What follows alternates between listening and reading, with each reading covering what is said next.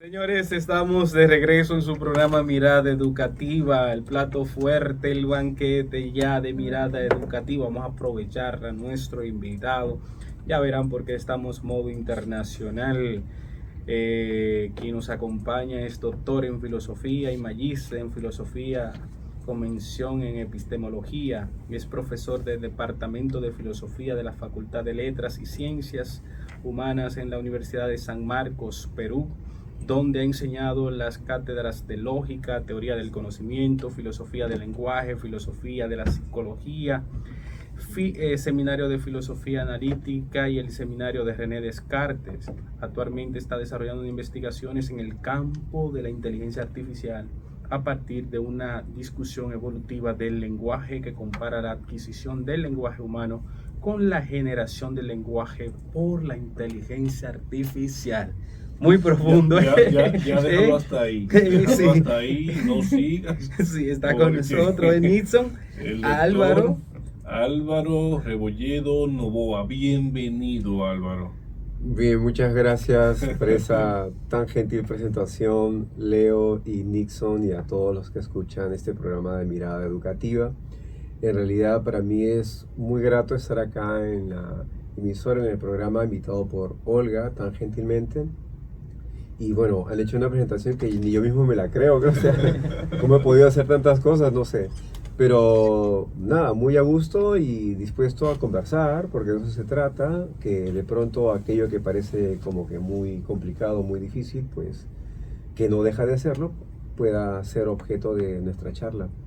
Excelente. Sí. Álvaro, antes de adentrarnos en los detalles de este tema, es importante establecer qué entendemos por lenguaje humano. Bueno, la primera pregunta que haría es ¿cuánto tiempo tengo para decir eso? Porque como que ya. A ver, una discusión, para decirlo de forma así introductoria y que no suene muy pesado, es que de ordinario se suele asumir que los propios antiguos filósofos también asumían que el logos o este lenguaje humano que implica la racionalidad humana es justamente algo exclusivo. Voy a citar un clásico para no ponerme tan contemporáneo todavía. El propio Aristóteles, que en algún momento citó Leo, explicaba, por ejemplo, en la política, que la diferencia entre los seres sociables, que son los animales también, porque de hecho lo son, como las abejas o cualquier otro tipo de animal, como por ejemplo hay mamíferos, en fin, y otros primates, animales no humanos. Pero la diferencia está en que, decía Aristóteles, ellos tienen voz, emiten sonidos, pero el ser humano tiene el logos, la palabra, el lenguaje. Ahora la pregunta es, ¿cuál es en el fondo la diferencia? Si es que todos son gregarios, son sociales. Bueno, la diferencia está en que los animales, como lo sabemos hasta hoy, pues pueden utilizar esos sonidos para comunicarse cosas como para la alimentación, el apareamiento, señales de peligro y así. Pero explicaba Aristóteles que el logos o el lenguaje nos permite ya no solo sobrevivir, sino vivir bien y vivir en comunidad. Ahora, esta dimensión supone un ámbito moral, ético, en donde buscamos un bien común. Entonces la respuesta está en que el lenguaje humano nos sirve para, por ejemplo, diferenciar, explicaba Aristóteles, aquello que es correcto de lo incorrecto, aquello que es justo de lo injusto, aquello que está bien de lo que no lo está y así. Y esa dimensión ética como está descrita no ocurre en el mundo animal. Creo que eso podría, para contextualizar, podría mencionar en principio. Excelente. Mira, a raíz de esto, creo que hoy día el lenguaje, y ahí entramos también el discurso ya como esa construcción prácticamente, diríamos, hasta individual. Cómo el ser humano actualmente asume esta condición de la transmisión del lenguaje y también el uso de la tecnología, qué tanto va evolucionando y qué impacto está teniendo de alguna manera la tecnología, lo que hace el ser humano, esa transformación, cómo ha evolucionado a raíz de estos cambios que estamos teniendo. Bueno, eso igual amerita una serie de aspectos históricos de la propia tecnología, pero me parece que es un buen disparador para mencionar momentos, ¿no? No voy a retroceder demasiado, me voy a concentrar en esta idea del cambio y la transformación de lo humano a partir de lo tecnológico. Por ejemplo, podríamos empezar sin retroceder demasiado con la incursión de Internet, con la aparición más tarde de buscadores o aquellas formas de recuperar información electrónica que daba Internet. Una muy importante es la de Google y todas las otras que aparecieron, ¿no? Google, que existe hasta ahora y que en general el que menos tiene una cuenta de Gmail y todos los servicios que ofrecen. Pero ¿esto cómo transforma? Luego aparecen los fenómenos de las redes sociales. No estoy contando todavía YouTube, pero igual aparecen, bueno, desde Facebook, es una cosa ya arcana. Cuando alguien escucha Facebook, ¿y eso qué es? Dicen, o sea, sí, Facebook usa, dicen los estudiantes, eso usa creo todavía mi papá, ¿no? O sea, es una cosa que ya quedó atrás, hablando de los cambios, ¿no?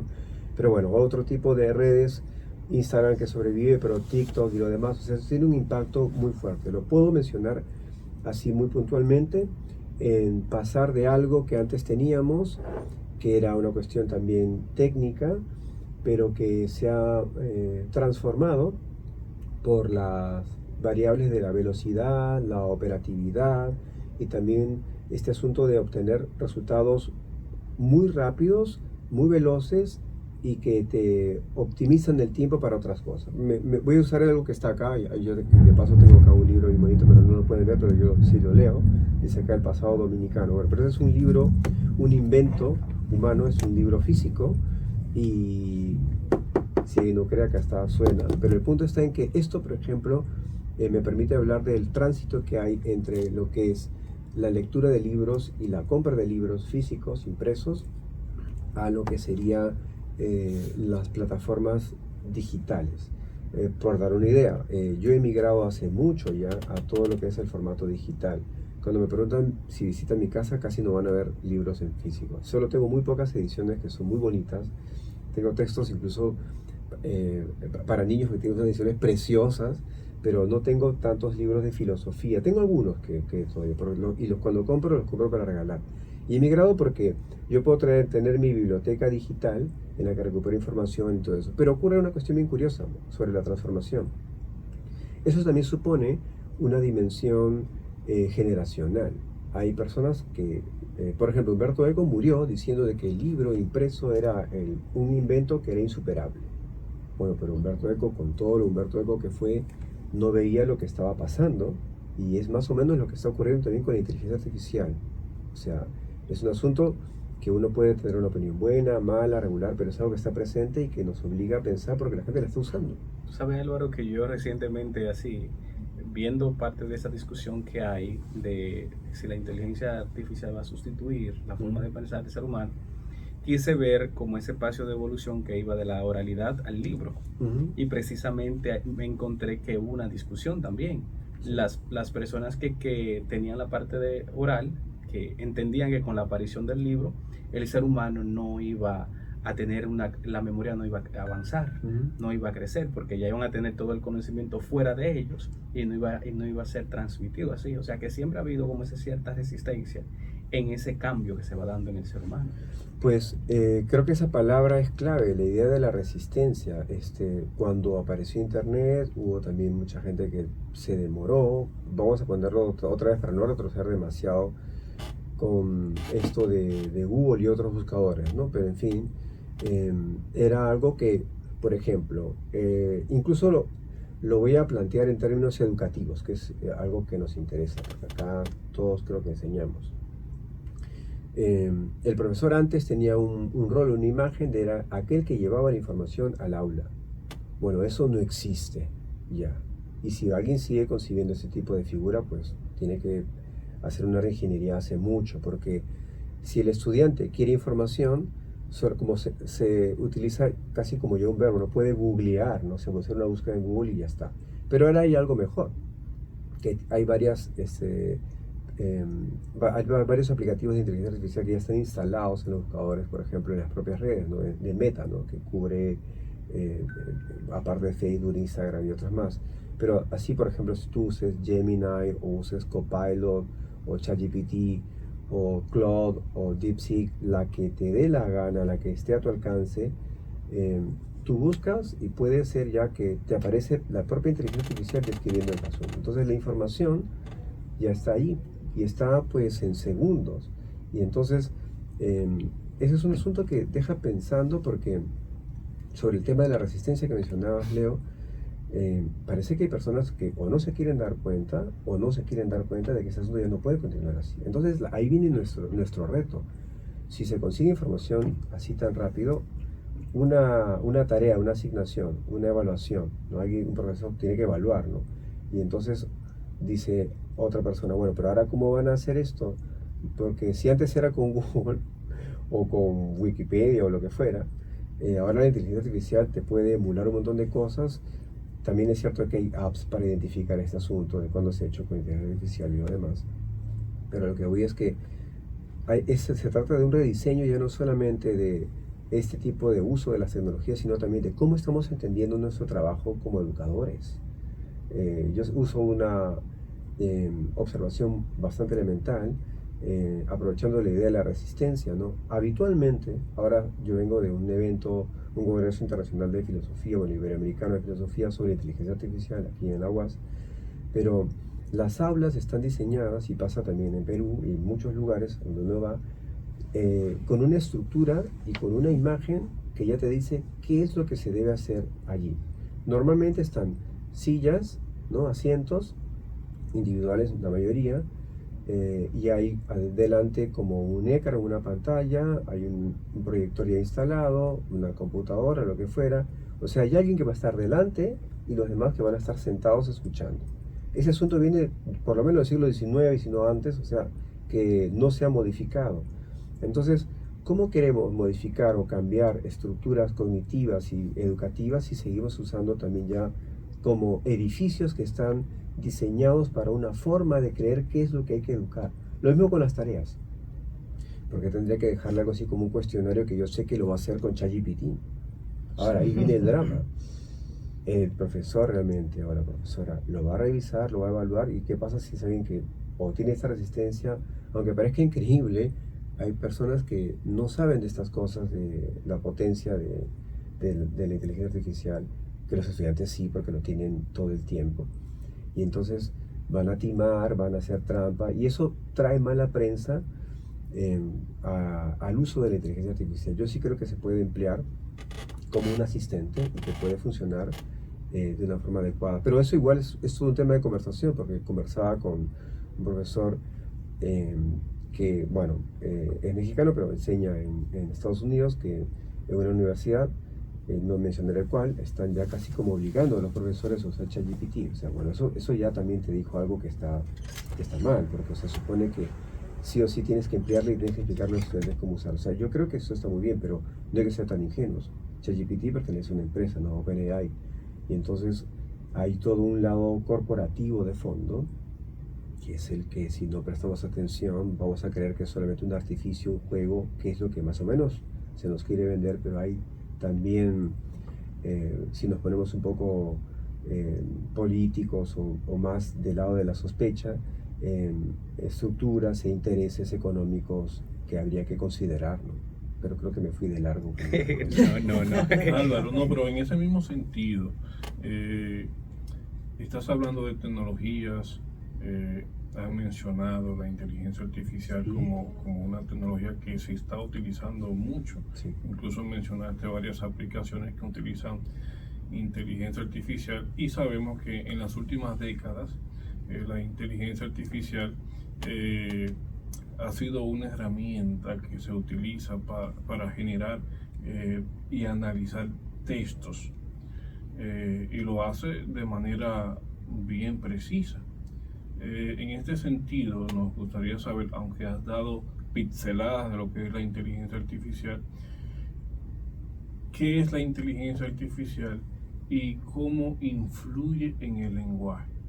Ok, muchas gracias, Nixon, por la pregunta. Igual, ¿cuántos días tengo para responder esto? Tenemos aquí un Sí, pero tómate tu tiempo. No, lo importante es que es un disparador. Bueno, a mí me gusta usar la idea de que es un trigger, ¿no? O sea, me permite agregar varias cosas. Hablar algunos dicen de que pensar o discutir qué es la inteligencia artificial de pronto es una cuestión como en filosofía diríamos medio ontológica, ¿no? Sobre saber qué es. Y eso no es tan relevante. Algunos dicen más bien cuál es el valor que tiene la inteligencia artificial. E indistintamente, lo que personalmente me interesa, para ser más preciso ahora sí, como en los modelos, voy a ponerlo de ChatGPT, ¿sí? O sea, sorry porque tiene que ver con OpenAI, pero ya mencioné que hay otras opciones y uno puede buscar la que más le guste. Pero esta que, bueno, yo sí uso, tiene una particularidad. Esos son lo que les llaman modelos transformer, ¿no? O sea, son los que emplean los Large Language Models o los modelos de lenguaje amplio, porque como bien ha mencionado Nixon, lo que hacen es tener un carácter probabilístico predictivo para completar frases, ¿no? Ingresan tokens, como cuando uno ingresa un prompt, una indicación. A veces no tienes que hacer la indicación completa, es más, uno puede textear como cuando lo hace por WhatsApp, ¿no? Nuestros amigos entienden que cuando uno escribe por WhatsApp no tengo que escribir todo perfecto con punto seguido, con tilde, a veces se entiende. Bueno, la inteligencia artificial con estos modelos transformers, como el de ChatGPT, ¿no?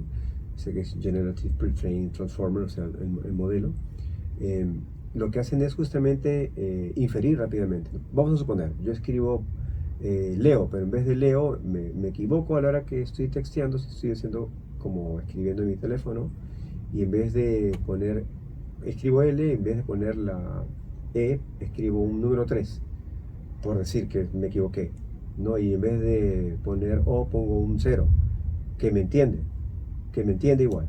Entonces, se ha diseñado para que aglutine estas formas de cómo predecir lo que se está solicitando. Pero en ese carácter predictivo hay mucho error también. Les comento uno, y tiene que ver con este asunto también que me estás preguntando ahora. El lenguaje o los desarrolladores del lenguaje con estos Large Language Models tienen un impacto y están teniendo un impacto tan profundo porque primero se diseñaron como para hacer traducciones que funcionan, pero luego se dieron cuenta que hacen muchas más cosas que solo traducir. Ahora, luego regresaré sobre la calidad de la traducción, los errores que hay, sí, pero el punto es que yo quería comentar algo. Yo uso ChatGPT también en voz porque me gusta conversar. En realidad siempre me gusta conversar. Qué pena que esto acabe al mediodía, pero sí, ¿no? Pero comentaré algo que lo comenté también en la charla que tuve el día de ayer. Y bueno, ahí funcionó, no sé qué tanto aquí, pero a ver, yo estaba con ChatGPT y le preguntaba cuando estaba de viaje de Perú aquí a Santo Domingo, y entonces le comentaba que estaba haciendo este viaje, que iba a hablar y quiero saber un poco de la cultura, y entonces empezó a mencionar a algunos escritores, novelistas, poetas, y bueno, mencionaron a Pedro Mir, ¿no? Que es una figura muy conocida, y me empezó a enumerar obras suyas, ¿no? ¿Qué tal obra? La verdad que ahorita no lo recuerdo, la verdad. Pero entonces yo hice una broma porque siempre me gusta tomarle el pelo, hacerle bromas a estas inteligencias porque ya más o menos me conocen, pero igual caen. Iba mencionando títulos, yo le dije, ay, también ojalá que llueva café en el campo. Me dijo, sí, sí, claro, claro. Y le dije, no, eso no es así, eso es de Juan Luis Guerra. Y entonces dijo, ah, sí, sí, es verdad, tienes razón. O sea, cosas como esas ocurren.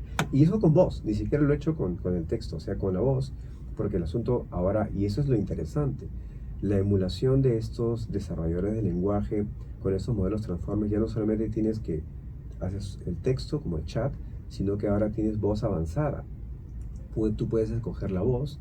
Si te gusta hablar con una chica, escoges una voz de una chica con determinado acento de diferentes lugares.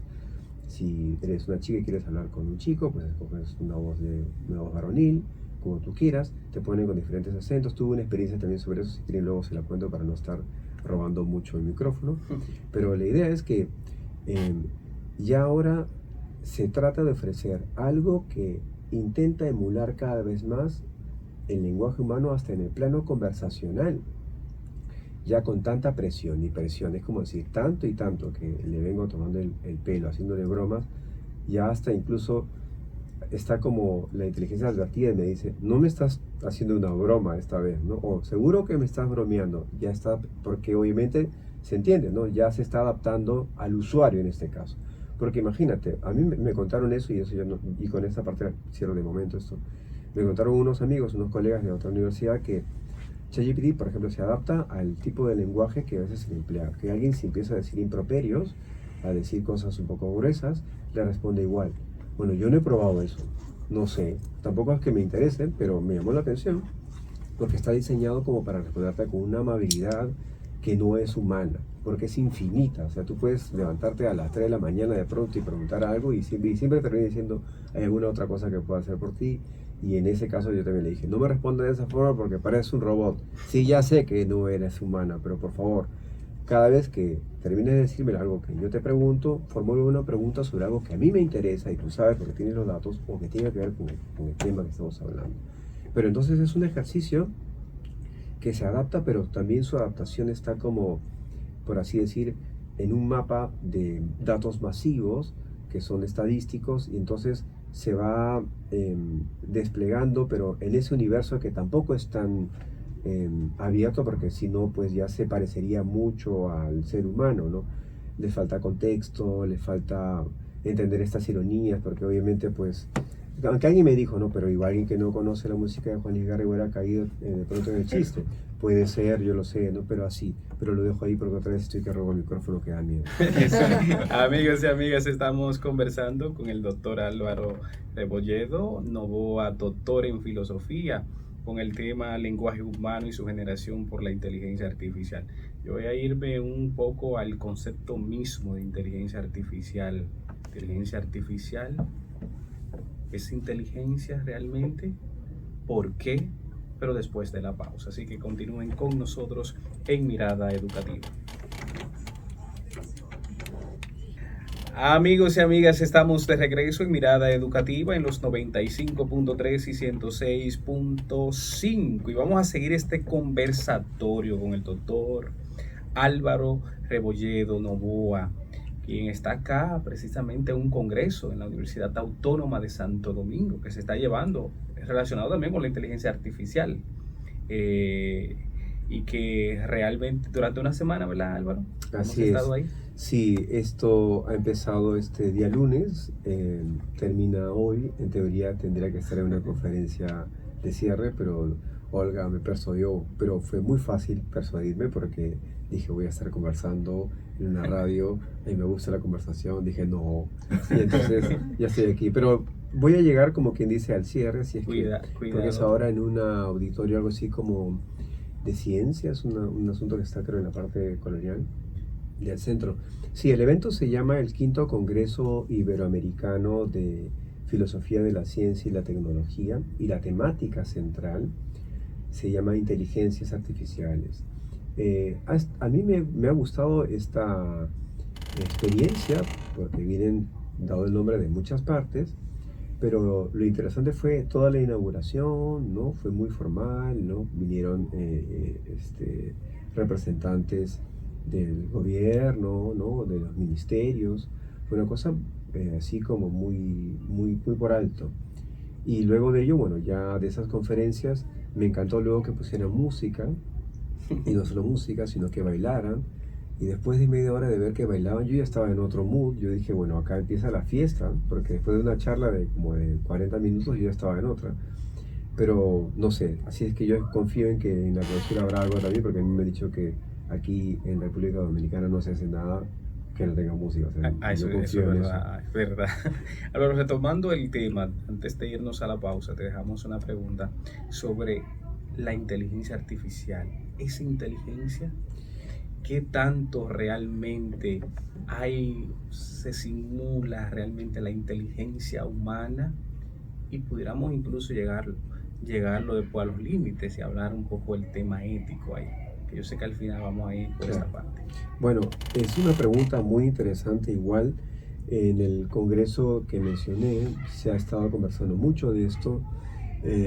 La idea de la inteligencia artificial, como la vemos ahora con estos Large Language Models, estos modelos Transformer, es lo que ha provocado un fuerte impacto, como que de hace unos 2 años, ¿no? 3 años, porque aparecieron estos modelos que hacen que tú lo puedas tener en tu teléfono, que lo puedas tener con mucha facilidad, incluso en modelos libres, o sea, incluso tú no tendrías ni que pagar.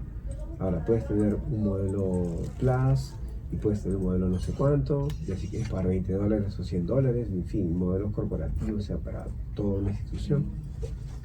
Pero el punto está en que esta discusión tiene muchas décadas atrás, muchas décadas. O sea, lo que quiero decir es que la discusión filosófica, científica sobre la inteligencia artificial, por lo menos, haciendo sin unos cortes grandes, proviene desde los años 60 en adelante. O sea, entonces alguien diría, ¿qué pasó con esto? Si es que hace tiempo que se hablaba. Entonces se ofreció en esas décadas en adelante esta idea por parte de ingenieros, programadores, desarrolladores, de que sí era viable una inteligencia artificial. Entonces siempre había el debate, pero claro, no se tenía la tecnología que se tiene hoy con estos large language models que tú ingresas un prompt, una indicación y te responde ya no solamente en texto, sino como dije en voz y todo lo demás. Entonces, el asunto tiene ya una larga discusión.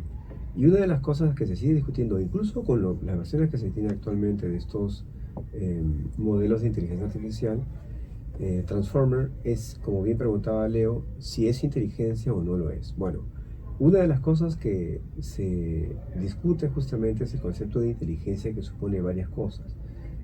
Unos modelos cognitivos planteaban que inteligente es aquel que es un agente que tiene la capacidad para resolver problemas, ¿no? Por ejemplo, entonces uno podría ver si los animales resuelven problemas, sí, pero ahí viene la discusión, le podemos atribuir agencia, y lo traduzco esto. La agencia supone autonomía. La agencia puede ser una agencia como moral, como cuando uno sabe si está haciendo algo de forma correcta o no, y sabe que tiene responsabilidad, ¿no? Por eso la dimensión moral que mencionabas y que seguramente en algún momento conversaremos también de ello. Pero hay otros conceptos gravitantes como el de intencionalidad. La intencionalidad supone además entonces que yo no solamente me veo como alguien o como algo que está por sí mismo, sino en relación con otros, y que de los otros también hay un retorno. Y no solo eso, sino que hacemos planes colaborativos, ¿no? Planes de trabajo en conjunto. Entonces, aparte de ello, la inteligencia supone contexto. Lo que estoy tratando de decir es que la denominación, y es una de las cosas que se mencionó ahora en el evento, de inteligencia artificial está siendo muy cuestionada porque propiamente hablando no es inteligencia, ¿no? Ahora, la respuesta rápida sería porque no tiene agencia, no tiene intencionalidad, y algo más que están mencionándose igual es que no tiene la capacidad de abrirse a un contexto que supone nuestras experiencias. Esos contextos suponen, por ejemplo, las experiencias que cada uno de nosotros tenemos. Y además tampoco tiene autonomía. O sea, en resumen, ChatGPT no hace cosas por sí solo, sino solamente las cosas que les pedimos, ¿no? Y así responde. Y tampoco tiene pues una serie de necesidades comunicativas, necesidades también de interacción. Eso nos llevaría a pensar entonces que la denominación de inteligencia hay que tomarlo con pinzas, como en una especie de encomillado, porque no es lo mismo, y por eso siempre se dice que es una emulación, una simulación, y eso que estoy hablando solo del lenguaje, pero es una simulación de formas de inteligencia humana. Y no he mencionado una palabra que filosóficamente sí ya me llevaría a quedarme más días en Santo Domingo, que es hablar de conciencia, ¿no? Pero la idea de la agencia es una cuestión muy importante, es una cuestión filosófica muy potente, que supone intencionalidad y que supone estos contextos comunicativos que hablamos y que no tiene. Y algo ya para cerrar es que tampoco hay, como no hay agencia, no hay algo así como una persona, o se podría incluso decir no hay algo como un cuerpo, como un organismo, ¿se entiende, no? Como en el caso de cada uno de nosotros, y que nos comunicamos con otros organismos, como te comunicas como si tuvieras una mascota con un perro, un gato o lo que fuera. Entonces, son modelos de programación, pero que tienen formas estadísticas, probabilísticas, con carácter predictivo, pero propiamente hablando solo cumplen determinadas funciones, y algo importantísimo es que cometen muchos errores igual. Para la salvedad del caso, bueno, ocurre con ChatGPT, pero también con las demás, siempre te ponen una nota, que es importante indicarla, que es que dice ChatGPT puede cometer errores. O sea, no es como decirte, no es que acá ya tenemos todas las respuestas, y mucho menos que no las revises. Por dar una idea muy sencilla, ¿qué pasa si tú quieres recuperar información así como la de Pedro Mir, pero no hablada, sino que de pronto pone algunas obras suyas, pero hay una que no es Me pasó a veces buscando una bibliografía, recuperando datos sobre algunos problemas muy intrincados, y me pareció un autor. El autor sí existía porque yo siempre voy testeando, pero la obra no existe. Le inventó una obra. Conversando con un amigo que también le gusta esto, me dijo, no existe, pero habría que escribirla porque el título está buenísimo. No sé, esa obra hay que escribirla, pero a eso voy. O sea, con los datos que tiene, los combina, recupera de aquí y de allá, pero comete errores, ¿no? Entonces, alguien diría, pero el ser humano no comete errores, sí, pero tenemos un contexto de ajuste y reajuste que es, en la inteligencia artificial, con estos modelos, insisto, análogo y se intenta emular, simular. Se puede mejorar, es un poco lo que buscan estas empresas, ¿no? Mejorar la emulación, la simulación, pero en sentido estricto no es un agente inteligente. Álvaro, y aunque la inteligencia artificial ya tiene décadas, yo estoy seguro que estos modelos que mencionas van a surgir nuevos modelos mucho más potentes, ¿verdad que sí? Entonces, pareciera como si la inteligencia artificial estuviera como en su fase inicial. En ese sentido, me gustaría saber tu consideración sobre cómo visualizas la inteligencia artificial para los próximos años. Bueno, esa es una pregunta muy interesante, pero igual es un poco compleja de sintetizarla, pero a ver, menciono el caso de OpenAI, que es el que yo tengo más cercano, pero igual lo dije hace un rato, hay otras versiones, ¿no? Claude, Copilot, Gemini, DeepSeek y alguna otra que me olvido. Ahora, estas son como las más famosas, pero hay inteligencia para todo. Por dar una idea sencilla, y luego vuelvo a la gran pregunta que me has hecho, Dixon. Por ejemplo, si yo quiero realizar mi calendario de Google y no tengo que estar yo mismo escribiendo, como hace Leo en este momento que está apuntando algo que va a ser más tarde, lo que yo uso es, por ejemplo, Dola y puedo escribirlo, le grabo, ¿no? Dola, evento mañana, por decir, ¿no? 3 de la tarde, ir al aeropuerto de Santo Domingo, por ponerlo. Y lo vincula inmediatamente con mi calendario de Google, ¿no? O sea, hay para todo. Entonces, ampliando la pregunta, podría también mencionar algo que también se dice, es que este rápido avance de estos modelos Transformer ha provocado que no solamente ya se empleen, sino que nos quede la pregunta de si han llegado como para quedarse, ¿no? O sea, la resistencia hace notar dos cosas que yo he visto. Hay gente que dice que se equivoca, que no sirve, y la compara con la inteligencia humana. Bueno, ya respondí con la pregunta de Leo, pues que las comparaciones así rápidas son injustas. Pero nuevamente, ¿puede ser un buen asistente? Yo creo que sí. Yo creo que sí. Ahora, ¿cómo veo yo esto? Es que van a mejorar sus... Y en esa aventura están. Se estaba justamente anunciando que entre mayo y junio iba a haber ya un formato de ChatGPT 5. Porque el que hay ahorita es el de 4O, que hay una versión mini, hay unas versiones de paga, ¿no? Pero que te da opciones. Algunas que te dicen esta sirve como para si tú quieres algún ejercicio más de razonamiento matemático, por ejemplo, ¿no? Pero sigue siendo el estándar de versión 4O.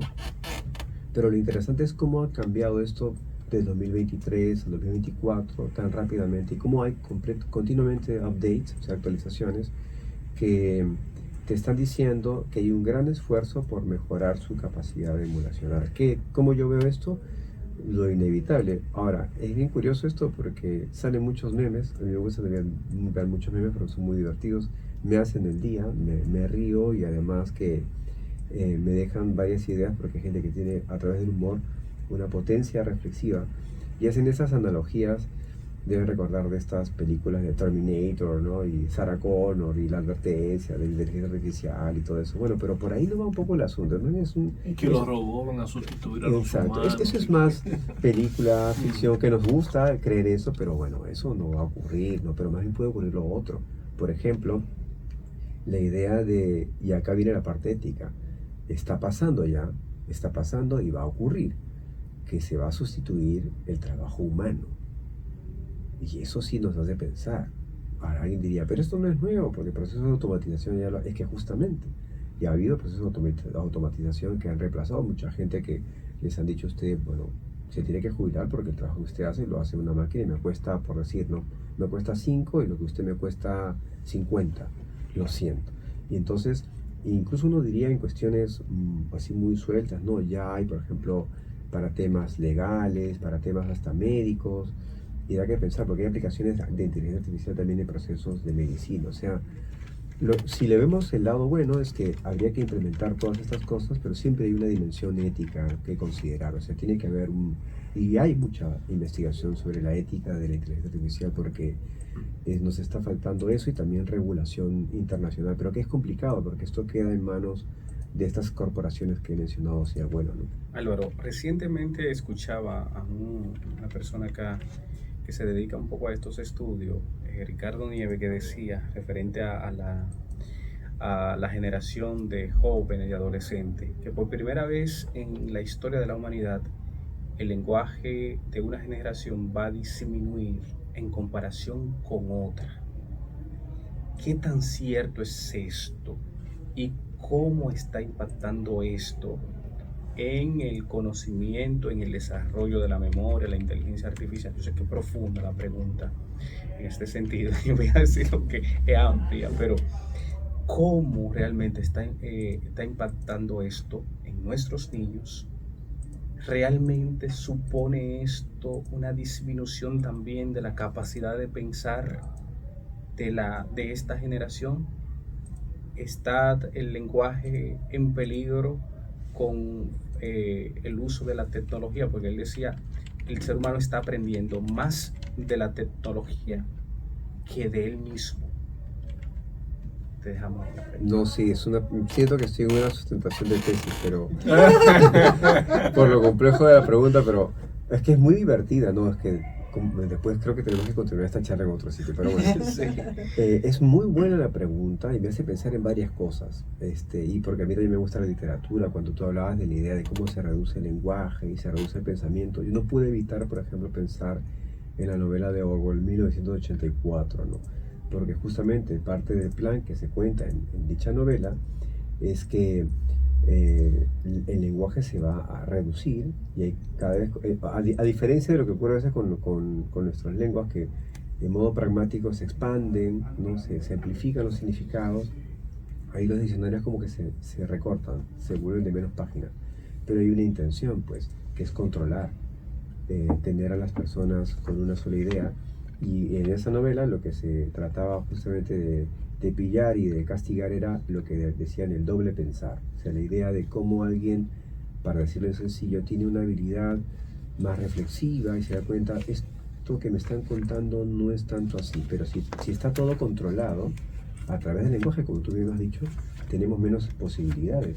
Algo de eso, aunque no tan orwelliano, al menos de momento, está pasando, porque en efecto, pues, lo visual, que es muy impactante y ha tenido justamente ese tipo de éxito, lleva a que algunos padres, yo no soy papá y no sé cómo esto, pero me cuentan estudiantes y amigos que tienen sus bebés que están con una tablet o que tienen un teléfono celular. Y yo digo, bueno, eso debe ser una cosa media rara, ¿no? Porque además que es altamente peligroso por el tema de la información, la comunicación que puede haber ahí. Pero lo que sí es cierto que mencionas es que pareciera que esto que es visual y ahora tecnológico con la inteligencia artificial es tan atractivo, tan potente como el lenguaje que hay en las redes, que se disminuye. Hago la analogía rápida con los emojis, por ejemplo, y que no es propiamente de inteligencia artificial, ¿no? Ya existían, por ejemplo, aunque WhatsApp y todas estas ya tienen una inteligencia artificial instalada, ¿no es cierto? Pero hay personas que no entienden los emojis, que pueden ser con la figurita misma o usando el teclado, el texto, ¿no? Entonces, algunos colegas le envías esto y tú dices, bueno, es que son generaciones. Con los estudiantes se entiende uno bárbaro. Bueno, yo tengo un poco la flexibilidad de estar como en el lenguaje más culto y no me hago ningún drama y hablar de temas tan densos como los que ahora me están tomando examen ustedes, Nixon y Leo, como también conversar con estudiantes y en tono, o con amigos, en tono así más divertido, más fresco, y poner el emoji o sino los, qué sé yo, los puntos, punto y coma, la V o una D, ¿no? Lo que fuera, ¿no? Aquí te ponen el que lo que y te van Puede- cortando puede ser. Pero el punto está en que eso es una forma de reducir también. Es una forma de reducir. Y entonces, sí parece que hay un poco de ello, pero es un tema, yo creo que es un tema que viene de atrás y que no solamente tiene que ver con el uso de estos modelos de inteligencia artificial. Claro, lo que está pasando es que se están optimizando tiempos, pero para procrastinar o para no hacer nada, que es otra cosa. Pero que, a ver, ¿qué pasa si yo tengo que organizar algo y lo optimizo mi tiempo, pero estoy ahora haciendo otra tarea, o estoy leyendo otra cosa, o hago algo provechoso? Pero el punto está en que no se emplea, parece, adecuadamente. Y una idea importante sobre esto es que, eso lo escuché en algún otro sitio, es que el uso de estos modelos de inteligencia artificial, aunque no sean inteligentes, pero que se siguen llamando así, va a depender también del usuario. Por ejemplo, yo me doy cuenta que se equivoca, porque yo me doy cuenta que se equivoca. Eso quiere decir que ya usted tiene un conocimiento. Exactamente, a eso voy. Entonces, un muchacho, alguien muy joven, un niño, que sabe de un montón de cosas, o sea, no va a poder tener la habilidad para discriminar. Y entonces vamos a quedar en que no tiene más bien la habilidad reflexiva de testear incluso los datos, ¿no? Por ahí va el asunto. Pero creo que ya nos pasamos al siguiente programa. Álvaro, finalmente, cogiéndole un minuto a la producción que ya me dijo que está haciendo finalizamos. señas. Pero Gary ha sido muy amable. Ahora te espero. Lo cambiamos. Un minuto ahí. ¿Qué tú recomiendas, por ejemplo, a los padres sobre el uso de la inteligencia artificial con sus hijos? ¿Tú estás de acuerdo que se use libremente o ser controlado? Te planteo ahí y algunas recomendaciones finales ahí para poder ver qué podemos hacer. Ok, un minuto empezando ya. Sí. Como en muchas cosas, si son niños, tienen que ser con acompañamiento de padres. Así en resumen. Por ejemplo, hay niños que tienen canales donde te enseñan idiomas, ¿no? Y lo hacen muy bien, son divertidos, pero son criaturas, son niñitas. Esas cuentas no son de ellas. Está la mamá, el papá y así. Entonces en la inteligencia artificial tiene que ser algo así. O sea, no puede ser que alguien les ponga a un niño o un menor de edad a ese tipo de potentes herramientas directamente. Tiene que ser, de hecho, bajo custodia de los padres, control de los padres, ¿no? Y sí, yo creo que no habría que negarse, sino puede ser un buen disparador de aprendizaje, puede ser alguna herramienta, como yo le llamo, es un buen asistente, pero la idea es esta. Eso no quita que uno no estudie, que uno no lea, que uno no aprenda, que uno no converse.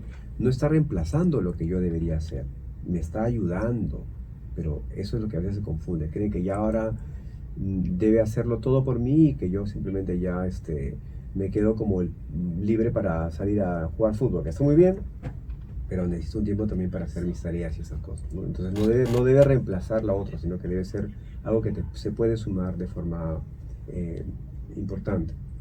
Señores, llegamos al final del programa en este día. Lamentablemente. Sí, el tiempo no perdona. La verdad Así es que es. quisiéramos seguir conversando con el doctor Álvaro Rebolleno. Lo pronuncié bien, ¿verdad? Sí, está bien. Novos. Y si Sí, no, Álvaro. nadie se va a dar cuenta. Total. Luego está chévere porque Feliz. me da una idea. Felices, contentos de tenerte aquí. Esperamos Gracias. nueva vez que nos visites. ¿Cuándo vuelves al país? Bueno, la verdad es que no he tenido mucho, por el evento no he tenido mucho tiempo como para hacer turismo, y alguien me va a decir, pero que has perdido la cabeza, pero no sé por qué tengo la intuición de que yo voy a regresar. ¿Todavía no has comido Vamos, chicharrón? No. No ha pasado por la zona colonial, todavía no es. Sí, he pasado para una zona Sí. colonial. Todavía Sí. tengo hasta mañana, así es que Ok. no me lastime Tiene que tanto. venir y luego para visitar nuestras playas también, que son bellísimas. Definitivamente. Hay que venir acá. Entonces agradecemos de No, verdad gracias a este ustedes. conversatorio. Que todos hemos aprendido, nuestros oyentes, nosotros, que nos quedamos con muchas preguntas. Eso es importante, quedarse con ellas. Pero desearte lo mejor, aprovecha más a República Dominicana y que te vaya bien en el Congreso. Sí, muchas gracias. Al que tengo que ir de inmediato porque están por clausurar. Y nada. Y me encanta el nombre de Mirada Educativa, aunque nadie nos mire, pero nos escucha. Bien, señores, agradecido de ustedes. Así que continúen con la sintonía de esta programación, EduMás, y estaremos con ustedes el próximo fin de semana. Continúen con nosotros.